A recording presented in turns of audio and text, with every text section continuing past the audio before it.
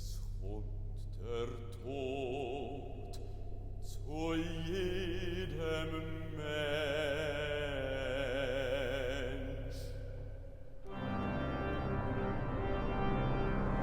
Tod überall Tod,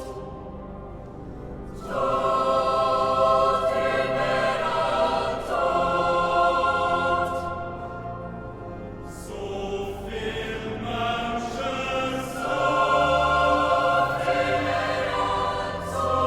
viel Tiernis, so viel Elend, so viel Pflanzen, so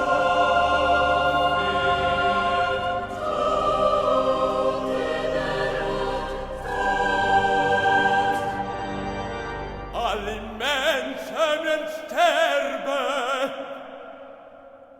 ja da